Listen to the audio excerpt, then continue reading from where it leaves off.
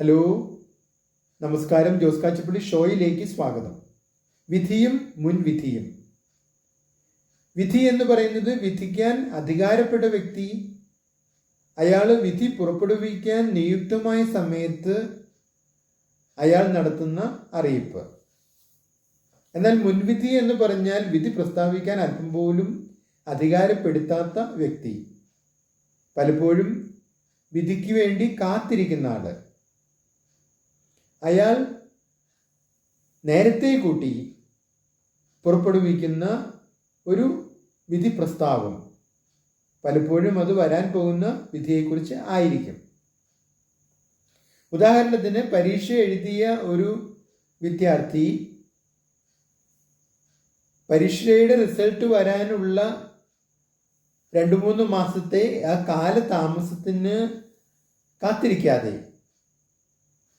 ഇപ്പോൾ തന്നെ, അതും വിധിക്കാൻ അധികാരമില്ലാത്തയാളാണ്, അധികാരം ഉള്ളത് പരീക്ഷ പേപ്പർ നോക്കുന്ന ആ അധ്യാപകന് മാത്രമാണ്.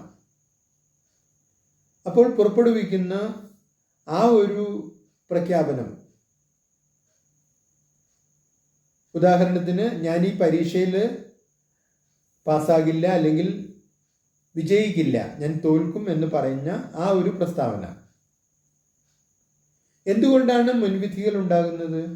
മുൻവിധികൾ ഉണ്ടാകുന്നതിന് കാരണം, വിധിക്ക് വേണ്ടി കാത്തിരിക്കുന്ന ആ സമയത്തെ മനസ്സിൻ്റെ ആകാംക്ഷയെ നിയന്ത്രിക്കാൻ കഴിയാതെ വരുമ്പോൾ മനസ്സിനെ സമാധാനിപ്പിക്കാൻ വേണ്ടി മനസ്സിന് ഒരു വ്യാജമായ വിധി പ്രസ്താവം എറിഞ്ഞു കൊടുക്കുകയാണ്, അതിന് അധികാരമില്ലെങ്കിൽ കൂടി.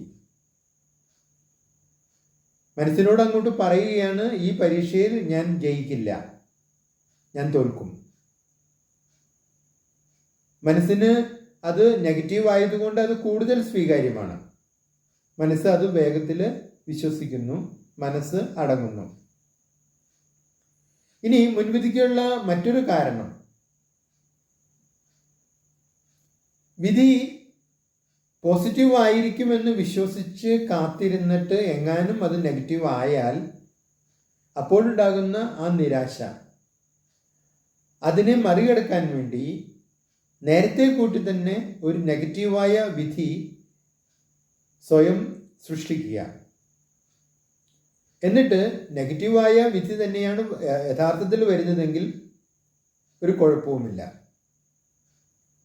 ഇനി അഥവാ പോസിറ്റീവായ ഒരു വിധിയാണ് വരുന്നതെങ്കിൽ, പരീക്ഷയിൽ ശരിക്കും ജയിച്ചിട്ടുണ്ടെങ്കിൽ അത് വളരെ സന്തോഷം, ഒരു സർപ്രൈസ്, പിന്നെ ഒരു ലോട്ടറി.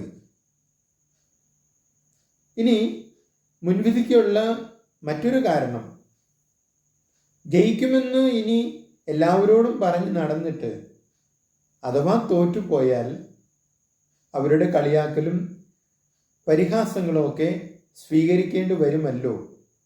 അപ്പോൾ അതിന് തടയിടാൻ വേണ്ടി നേരത്തെ കൂട്ടി ജയിക്കില്ല എന്നങ്ങോട്ട് പറഞ്ഞാൽ വേറെ പ്രശ്നമൊന്നുമില്ലല്ലോ. ഇനി അഥവാ തോറ്റുപോയാലും എല്ലാവരോടും ആ രീതിയിൽ പറഞ്ഞതുകൊണ്ട് ആർക്കും ഒരു ആശ്ചര്യം ഉണ്ടാകുന്നില്ല. അവർ പ്രതീക്ഷിച്ച ഒരു കാര്യമാണ് എന്നുള്ള അർത്ഥത്തിലാണ് അത് വരുന്നത്. ഇനി അഥവാ ജയിക്കുകയാണെങ്കിൽ അപ്പോഴും ആളുകൾക്ക് സന്തോഷമാണ്, അല്ലെങ്കിൽ ഒരു ആശ്ചര്യമാണ്, വേറെ പ്രശ്നമൊന്നുമില്ല. നിങ്ങളുടെ അഭിപ്രായങ്ങളും നിർദ്ദേശങ്ങളും അറിയിക്കുക. നിങ്ങൾ ഈ ചാനൽ ഇഷ്ടപ്പെടുന്നുണ്ടെങ്കിൽ ലൈക്ക് ചെയ്യുക, സബ്സ്ക്രൈബ് ചെയ്യുക, എല്ലാവർക്കും ഷെയർ ചെയ്യുക.